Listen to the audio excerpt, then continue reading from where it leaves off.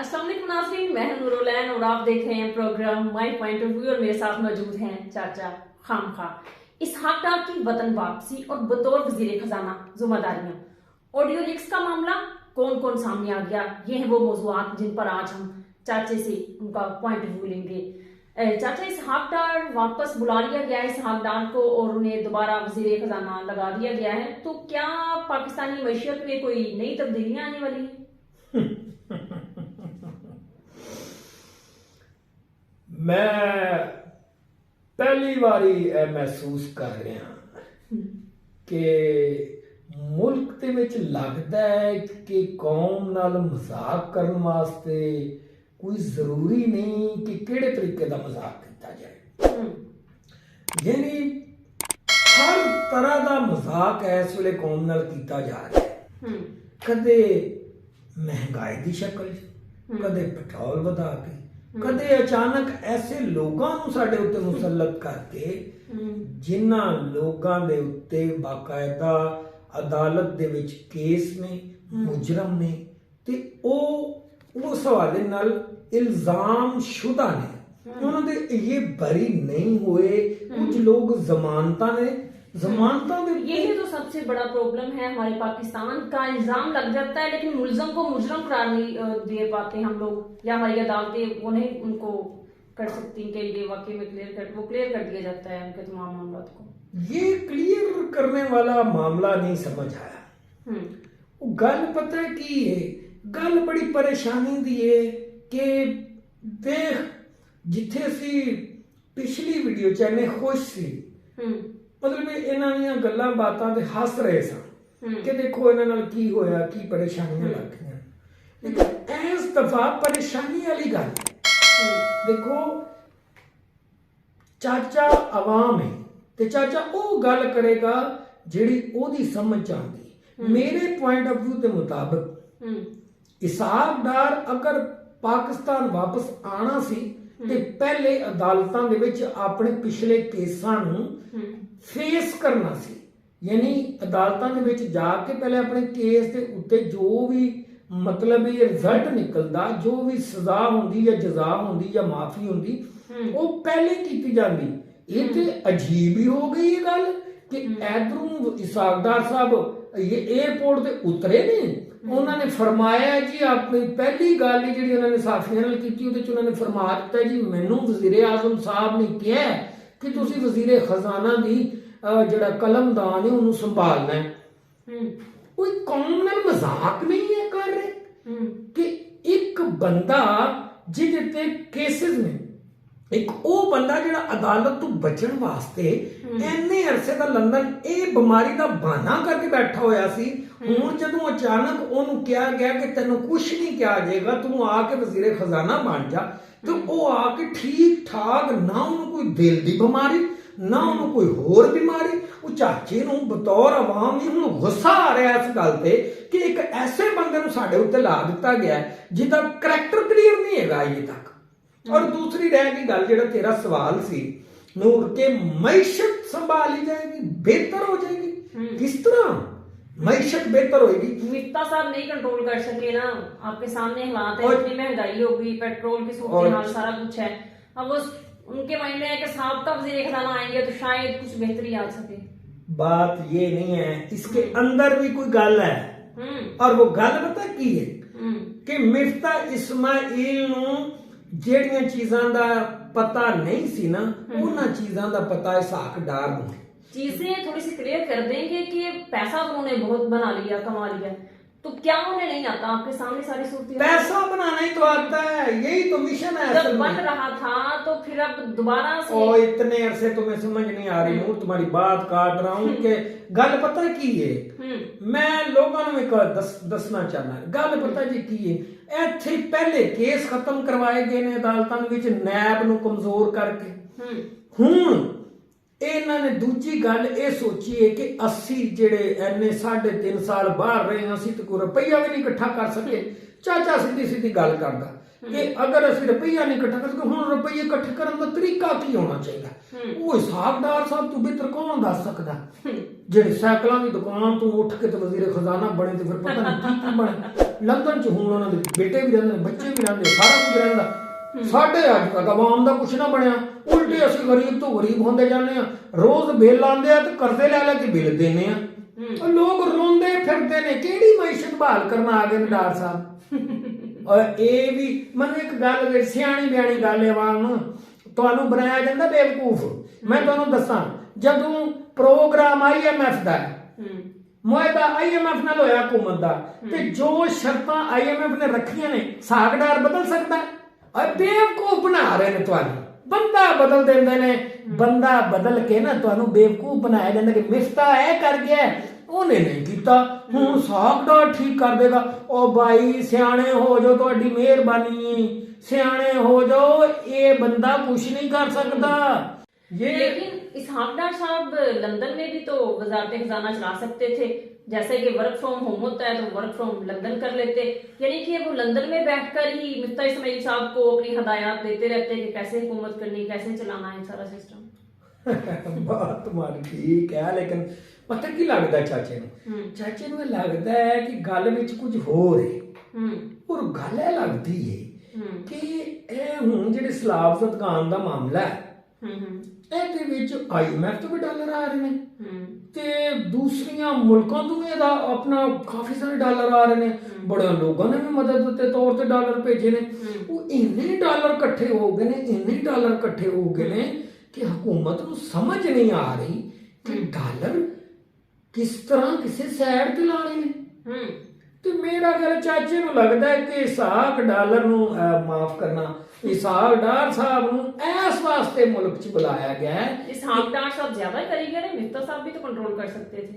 ओहो, आपको अंदाजा नहीं है, वो इसाक डार साहब वो कारीगर हैं जिन्होंने यहाँ बैठे बैठे अपना, जब पिछली दफा मियां नवाज शरीफ की हुकूमत में थे तो इन्होंने मनी लॉन्ड्रिंग के जरिए इतने डॉलर जो है ना वो बाहर भेजे हैं, और इस बात का हलफनामा जो है वो अदालत में मौजूद है इनका। इन्होंने बयान दिया था, माना था, ये गवाह बनते थे। इन्होंने कहा था कि हाँ जी मैंने की मनी लॉन्ड्रिंग मियां साहब के लिए। वही तो रो रहा हूं मैं कि चाचा कहता है कि मुजरिम लोग जिन्होंने अदालतां च मने कि ਅਸੀਂ गलत ਕੀਤਾ, मनी लॉन्ड्रिंग ਕੀਤੀ ਹੈ, ਉਹਨਾਂ ਲੋਕਾਂ ਨੂੰ ਤੁਸੀਂ ਵਜ਼ਾਰਤ ਖਜ਼ਾਨਾ ਦੇ ਕਲਮਦਾਨ ਦੇ ਰਹੇ ਹੋ। ਕਲਮਦਾਨ ਨਹੀਂ ਦੇ ਰਹੇ। ਡਾਲਰ ਜਿਹੜਾ ਸੰਭਾਲਣ ਦਾ ਤਰੀਕਾ ਨਹੀਂ ਸੀ ਆਂਦਾ ਕਿਸੇ ਨੂੰ, ਨਾ ਮਿਫਤਾ ਨੂੰ ਨਾ ਕਿਸੇ ਹੋਰ ਨੂੰ। ਡਾਲਰ ਸਾਹਿਬ ਨੂੰ ਸਪੈਸ਼ਲ ਲਿਆਂਦਾ ਹੈ ਕਿ ਡਾਲਰ ਸਾਹਿਬ ਆਓ ਤੇ ਡਾਲਰ ਸੰਭਾਲੋ ਤੇ ਕੋਸ਼ਿਸ਼ ਕਰਕੇ ਅਗਰ ਹੋ ਸਕਦਾ ਤਾਂ ਇੱਕ ਵਾਰੀ ਫੇਰ ਮਨੀ ਲਾਂਡਰਿੰਗ ਕਰ ਲਓ, ਕਿਉਂਕਿ ਪਿਛਲੀ ਤੇ 5 ਸਾਲ ਪੁਰਾਣਾ ਕੇਸ ਹੋਣ ਦੀ ਵਜ੍ਹਾ ਤੋਂ ਤੁਹਾਡੇ ਤੋਂ ਮਾਫੀ ਹੋਗੀ, ਤੁਹਾਨੂੰ ਹਟਾ ਦਿੱਤਾ ਗਿਆ ਉਸ ਕੇਸ ਦੇ ਵਿੱਚੋਂ ਕਿ ਚਲੋ ਜੀ ਕੋਈ ਗੱਲ ਨਹੀਂ, ਕੇਸ ਆਊਟ ਆਫ ਡੇਟ ਹੋ ਗਿਆ, ਯਾਨੀ ਟੈਕਨੀਕਲ ਵਜੂਹਾਤ ਦੀ ਬੁਨਿਆਦ ਤੇ ਮਾਫ ਕਰ ਦਿੱਤਾ ਗਿਆ। ਤੇ ਹੁਣ ਉਹ ਨਵੀਂ ਮਨੀ ਲਾਂਡਰਿੰਗ ਕਰਨ ਵਾਸਤੇ ਆਏ ਨੇ, ਸ਼ਹਿਬਾਜ਼ ਸ਼ਰੀਫ ਵਾਸਤੇ। ਪਹਿਲੇ ਮੀਆਂ ਨਵਾਜ਼ ਸ਼ਰੀਫ ਵਾਸਤੇ, ਹੁਣ ਸ਼ਹਿਬਾਜ਼ ਸ਼ਰੀਫ ਵਾਸਤੇ। ਇਹ ਹੋ ਗਈ ਮੁਲਕ ਦੀ ਮਈਸ਼ਤ ਦੀ ਬਿਹਤਰੀ। ਉਹ ਜਦੋਂ ਇਹ ਕਹਿੰਦੇ ਆ ਨਾ ਮੀਆਂ ਬਰਾਦਰਾਂ ਦੀ ਇਹਨਾਂ ਦੀ ਧੀ ਆਪਣਾ ਮਰੀਮ, ਉਹ ਮੈਨੂੰ ਖਾਤੂਨ ਹੈ ਕੀ ਬੰਦਾ ਉਹਨੂੰ ਕਵੇ, ਲੇਕਿਨ ਜਦੋਂ ਇਹ ਕਹਿੰਦੇ ਨੇ ਕਿ ਅੱਜ ਇਮਰਾਨ ਖਾਨ ਦੇ ਦੌਰ 'ਚ ਅਵਾਮ ਬੜੀ ਜ਼ਲੀਲ ਹੋਈ ਜੀ, ਅਵਾਮ ਨਾਲ ਬੜੀ ਜ਼ਿਆਦਤੀ, ਉਹ ਅਵਾਮ ਨਾਲ ਨਹੀਂ ਸੀ ਹੋ ਰਹੀ, ਇਹਨਾਂ ਨਾਲ ਹੋ ਰਹੀ ਸੀ। ਇਹਨਾਂ ਨੂੰ ਲੁੱਟਣ ਦਾ ਮੌਕਾ ਨਹੀਂ ਸੀ ਮਿਲ ਰਿਹਾ। ਚਾਚੇ ਨੂੰ ਇਹ ਲੱਗਦਾ ਹੈ ਕਿਉਂਕਿ ਇਹਨਾਂ ਤੇ ਆਲਰੇਡੀ ਕਰਪਸ਼ਨ ਦੇ ਇਲਜ਼ਾਮਾਤ ਹੈ ਨੇ, ਸਾਰੇ ਤੇ ਜ਼ਮਾਨਤਾਂ ਤੇ ਨੇ, ਤੇ ਗੱਲ ਕਿਹੜੀ ਕਰੀਏ। ਮੈਂ ਕਹਿੰਦਾ ਆ ਅਦਾਲਤਾਂ ਨੂੰ ਚਾਹੀਦਾ ਹੈ ਕਿ ਪਹਿਲੇ ਸਾਗਦਾਰ ਨੂੰ ਆਪਣੇ ਕੋਲੇ ਬੁਲਾਣ ਤੇ ਇਹਨਾਂ ਦੇ ਪਿਛਲੇ ਕੇਸਿਸ ਤੇ ਪਹਿਲੇ ਗੱਲ ਕਰਨ। ਜੇ ਇਹ ਬਰੀ ਨੇ ਤਾਂ ਕੌਮ ਨੂੰ ਵੀ ਦੱਸਣਗੇ ਬਰੀ ਹੋ ਗਏ ਨੇ, ਤੇ ਜੇ ਨਹੀਂ ਬਰੀ ਤੇ ਤੁਹਾਡੀ ਮਿਹਰਬਾਨੀ ਇਹਨਾਂ ਨੂੰ ਖਿੱਚ ਧਰੂ ਕੇ ਜੇਲ੍ਹ 'ਚ ਸੁੱਟੋ। ਸਾਨੂੰ ਐਵੇਂ ਜੋ ਲੋਕਾਂ ਦੇਣ ਦੀ ਕੀ ਲੋੜ ਹੈ, ਸਾਨੂੰ ਕੋਈ ਅੱਲਾ ਦਾ ਬੰਦਾ ਦਿਓ। ਔਰ ਦੂਸਰਾ ਇਹ ਵੀ ਹੈ ਕਿ ਦੇਖੋ ਨਾ ਹੀ ਕਿਸੇ ਦਾ ਜਿਹੜਾ ਨਾ ਮਈਸ਼ਤ ਕੋਈ ਵਜ਼ੀਰ ਖਜ਼ਾਨਾ ਥੋੜਾ ਸੰਭਾਲਦਾ। ਬਈ IMF ਨੇ ਇੱਕ ਗੱਲ ਕਰ ਦਿੱਤੀ, IMF ਨੇ ਰੂਲ ਰੈਗੂਲੇਸ਼ਨ ਬਣਾ ਦਿੱਤੇ, ਸ਼ਰਤਾਂ ਲਾ ਦਿੱਤੀਆਂ ਮੁਲਕ ਦੇ ਨਾਲ, ਪਾਕਿਸਤਾਨ ਨਾਲ, ਹਕੂਮਤ ਨਾਲ ਸ਼ਰਾਇਤ ਤੈਅ ਨੇ IMF ਦੀਆਂ। ਸਾਗਦਾਰ ਕਿਸ ਤਰ੍ਹਾਂ ਉਹਨਾਂ ਨੂੰ ਸਹੀ ਕਰ ਸਕਦਾ ਹੈ, क्योंकि ये IMF के रिश्तेदार हैं। जैसे कि हर हुकूमत जो होती है वो अवाम को जवाबदेह होती है, तो क्या आपकी नजर में वजीर खजाना और हुकूमत जो है वो अलग अलग तौर पर अवाम को जवाबदेह होंगे? और नूर पता है की गल है, ਬੜੀ ਮਾਸੂਮ ਆਵਾਮ ਰਹੀ ਹੈ ਸਾਡੇ ਪਾਕਿਸਤਾਨ ਦੀ। ਇਹ ਹੁਣ ਥੋੜਾ ਜਿਹਾ ਸੋਸ਼ਲ ਮੀਡੀਆ ਆਉਣ ਨਾਲ ਨਾ ਜੀ ਥੋੜੀ ਜਿਹੀ ਸ਼ਊਰ ਆਇਆ, ਜਾਂ ਇਮਰਾਨ ਖਾਨ ਦੀ ਮਿਹਰਬਾਨੀ ਜਿਹਨੇ ਕੌਮ ਨੂੰ ਥੋੜਾ ਜਿਹਾ ਸ਼ਊਰ ਦੇ ਦਿੱਤਾ। ਓਏ ਇਹ ਲੋਕ ਜਿਹੜੇ ਸਿਆਸਤਦਾਨ ਨੇ ਨਾ ਸਾਡੇ ਮੁਲਕ ਦੇ, ਇਹਨਾਂ ਨੇ ਹਮੇਸ਼ਾ ਹੀ ਡਰਾਮੇਬਾਜ਼ੀਆਂ ਕੀਤੀਆਂ ਨੇ। ਮਤਲਬ ਪਹਿਲੇ ਇਹਨਾਂ ਨੇ ਸਾਨੂੰ ਕਿਹਾ ਜੀ ਕਿ ਜ਼ੁਲਫਕਾਰ ਅਲੀ ਭੁੱਟੋ ਸ਼ਹੀਦ ਹੋ ਗਿਆ, ਠੀਕ ਹੈ ਜੀ, ਉਹ ਸ਼ਹੀਦ ਹੋ ਗਿਆ, ਫਿਰ ਉਹਦੀ ਬੇਟੀ ਜਿਹੜੀ ਹੈ ਉਸ ਸਾਡੀ ਕੌਮ ਇਮੋਸ਼ਨਲ, ਉਹ ਜੀ ਬੇਨਜ਼ੀਰ ਇੱਕ ਜ਼ੁਲਫਕਾਰ ਅਲੀ ਭੁੱਟੋ ਦੀ ਸ਼ਹੀਦ ਦੀ ਬੇਟੀ ਜੀ, ਉਹ ਆ ਗਈ ਜੀ, ਹੁਣ ਉਹਨੂੰ ਵੋਟ ਦਿਓ ਜੀ। ਉਹ 12-13 ਸਾਲ ਉਹ ਪੀਪਲਸ ਪਾਰਟੀ ਦੇ ਨੂਨ ਲੀਗ ਨੇ ਵਾਰੀਆਂ ਲਾਈਆਂ 3-3 ਸਾਲ ਦੀਆਂ। ਉਹ ਜਾ ਕੇ ਤੇ ਆਪਣਾ ਉਹਦੇ ਬਾਅਦ ਜਦੋਂ मोहतरमा शहीद हुई ने 2007 ਵਿੱਚ लोगों ने फिर उनके नाम पे वोट, ਉਹਦੇ ਬਾਅਦ ਉਹਨਾਂ ਨੇ ਜੋ ਬਿਲਾਵਲ ਖਲੋਕੜਾ ਵਾਲੇ ਹੁਣ मोहतरमा ਦਾ ਬੇਟਾ ਆ ਗਿਆ ਜੀ। ਉਹ ਗੱਲ ਪਤਾ ਕੀ ਹੈ, ਆਵਾਮ ਨੂੰ ਇਮੋਸ਼ਨਲ ਬੇਵਕੂਫ ਬਣਾਉਂਦੇ ਆ। ਐਸੇ ਤਰ੍ਹਾਂ ਹਕੂਮਤੀ ਮਾਮਲਾ ਜਿਹੜੇ ਹੁੰਦੇ ਨੇ, ਮੈਨੂੰ ਲੱਗਦਾ, ਮੈਂ ਇਸ ਮਾਮਲੇ ਜਾਣਦਾ, ਮੈਂ ਆਵਾਮ ਆ, ਲੇਕਿਨ ਜਿੰਨੀ ਮੈਨੂੰ ਸਮਝ ਹੈ ਨਾ, ਮੈਨੂੰ ਇਹ ਲੱਗਦਾ ਕਿ ਇਹ ਆਵਾਮ ਨੂੰ ਬੇਵਕੂਫ ਬਣਾਉਣ ਦਾ ਤਰੀਕਾ ਕਿ ਵਜ਼ੀਰ ਖਜ਼ਾਨਾ ਇਹ ਜੀ ਠੀਕ ਪਰਫਾਰਮ ਨਹੀਂ ਕਰ ਰਿਹਾ, ਇਸ ਵਾਸਤੇ ਮੁਲਕੀ ਮਾਇਸ਼ਤ ਦਰੁਸਤ ਨਹੀਂ ਹੋ ਪਾ ਰਹੀ। ਉਹ ਭਾਈ ਤੁਹਾਨੂੰ ਅੱਲਾਹ ਪੁੱਛੇ, ਤੁਹਾਨੂੰ ਅੱਲਾਹ ਹੀ ਪੁੱਛੇ ਕਿ ਕਹਿਣ ਦਾ ਇਹ ਮਕਸਦ ਹੈ। ਉਹ ਭਾਈ ਵਜ਼ੀਰ ਖਜ਼ਾਨਾ ਕੋਈ ਹਕੂਮਤ ਨਾਲੋਂ ਅਲੱਗ ਹੁੰਦਾ, ਹਕੂਮਤ ਹੀ ਉਹਨੂੰ ਨਾਮਜ਼ਦ ਕਰਦੀ। ਉਹ ਕੀ IMF ਦਾ ਰਿਸ਼ਤੇਦਾਰ ਹੁੰਦਾ ਕਿ ਉਹ ਦਰੁਸਤ ਕਰ ਲਏਗਾ? ਉਹ ਭਾਈ ਹਕੂਮਤ ਕਹਿੰਦੀ ਹੈ, ਕਿੰਨੇ ਅਰਸੇ ਦਾ ਤਰਲਾ ਪਾਣ ਰਹੀ ਸੀ ਕਿ ਜੀ ਸਾਨੂੰ ਉਹ IMF ਪੈਸੇ ਦੇ ਦੇ, ਮਿਫਤਾ ਜਾਤ ਉਹਨਾਂ ਨੇ ਮਿੰਤਾ ਤੇ, ਉਹ ਮਿਫਤਾ ਦੇ ਮਿੰਤਾ ਤਰਲੇ ਤੇ ਨਹੀਂ ਉਹਨਾਂ ਦਿੱਤੇ, ਉਹਨਾਂ ਨੇ ਇੱਕ ਆਪਣਾ ਹਿਸਾਬ ਕਿਤਾਬ, ਤੁਹਾਨੂੰ ਜਿਹੜੀਆਂ ਸ਼ਰਤਾਂ ਉਹਨਾਂ ਨੇ, ਤੁਸੀਂ ਮੂੰਹ ਨਾਲ ਵੀ ਮੰਨਿਆ ਕਿ ਇੰਨੀਆਂ ਸ਼ਰਤਾਂ ਉਹਨਾਂ ਮਨਵਾਈਆਂ ਕਿ ਸਾਨੂੰ ਬਸ ਜ਼ਲੀਲ ਕਰਕੇ ਰੱਖ ਦਿੱਤਾ IMF ਨੇ, ਤਾਂ ਜਾ ਕੇ $1 ਅਰਬ ਦਿੱਤਾ ਉਹਨੇ। ਓਏ ਇਹ ਵਜ਼ੀਰੇ ਖਜ਼ਾਨਾ ਬਦਲਣਾ ਜਿਹੜਾ ਨਾ, ਇਹ ਕੌਮ ਨੂੰ ਬੇਵਕੂਫ ਬਣਾਉਣ ਦਾ ਤਰੀਕਾ ਹੈ ਕਿ ਜੀ ਪਿਛਲਾ ਮਹਿੰਗਾਈ ਕਰ ਗਿਆ, ਉਹ ਵਜ਼ੀਰੇ ਖਜ਼ਾਨਾ ਮਹਿੰਗਾਈ करता यार, अक्ल ਨੂੰ हथ मारो। तो आजकल दूसरा बड़े इंटरेस्टिंग वाकयात देखने में आ रहे हैं, जैसा कि मरियम नवाज साहब पहले दूसरों की वीडियो लीक किया करती थी, आजकल उनके अपने ऑडियो लीक्स होना शुरू हो गए हैं। ये क्या मामला है? ਉਹ ਸਿਆਣੇ ਕਹਿੰਦੇ ਆ, ਕਿਸੇ ਵਤੇ ਤੁਸੀਂ ਟੋਇਆ ਕੱਢੋ ਨਾ ਤੇ ਆਪਣੇ ਵਤੇ ਖੂਨ ਨਿਕਲਦਾ। ਇਹ ਉਂਝ ਹੀ ਹੋਇਆ ਕਿ ਮਰੀਮ ਨਵਾਜ਼ ਨੇ ਜਿਨ੍ਹਾਂ ਲੋਕਾਂ ਨੂੰ ਤੰਗ ਕੀਤਾ ਨਾ, ਉਹਨਾਂ ਦੀਆਂ ਬਦਦੁਆਵਾਂ ਲੱਗੀਆਂ।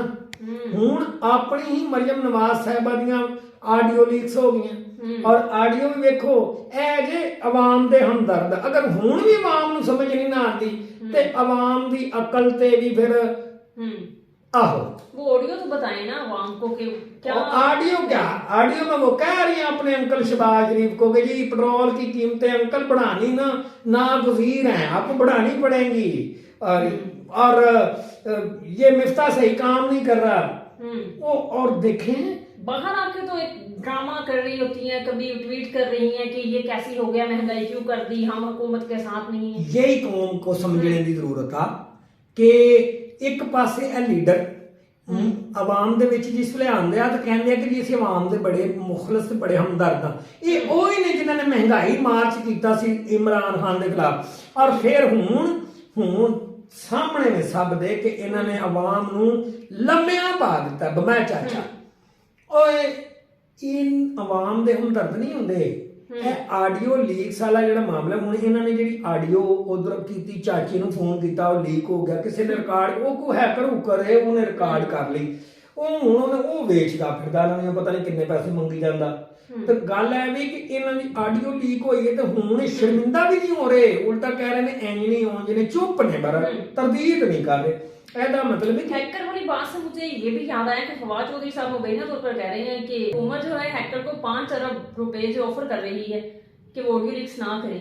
आपने सुना है कुछ ऐसा? ये क्या मामला है? और ये दुआ करो वो हैकर ना ही माने। बात तो सोशल मीडिया पे यही चल रही है कि भाई हैकर तेरी मेहरबानी ना मनी यार, 5 अरब बिना हुकूमत को, और बाद च ना साडे बिल्लां च पा देने ਐਵੇਂ ਸਾਨੂੰ ਹੀ ਖੱਜਲਖੁਆਰੀ ਹੋਣੀ। ਇਹਨਾਂ ਨੇ ਕਿਹੜਾ ਪੱਲਿਓਂ ਦੇਣੇ ਆ, ਪੱਲਿਓਂ ਦੇਣੇ ਹੁੰਦੇ ਨੇ ਤੇ ਅੱਜ ਤੱਕ ਕੋਈ ਆਪਣਾ ਸ਼ਹਿਬਾਜ਼ ਸ਼ਰੀਫ ਸਾਹਿਬ ਜਾਂ ਕੋਈ ਆਪਣਾ ਦੇ ਨਾ ਚੁੱਕਣ ਕੋਈ ਸਲਾਬ ਦੀ ਦੁਕਾਨ ਦੇ ਨਾਂ ਤੇ।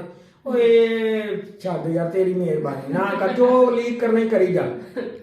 तो ऑडियो लीक्स का अगर सुना जाए तो देखा जाए तो इमरान खान साहब भी कह रहे हैं कि इलेक्शन कमीशन के हवाले से कोई ऑडियो लीक होगी। वो कौन सी ऑडियो है? हाँ, वो खान साहब ने भी बात की है। वो कहते हैं कि ये अनकरीब, उनका दावा है कि अनकरीब एक ऑडियो सामने आएगी जिसमें मरियम नवाज ने मियां नवाज शरीफ को फोन पे कहा है कि जी वो इलेक्शन कमीशन जो है वो इमरान खान को तोशाखाना वाले केस पे नाअहल करार दे देगा। अच्छा।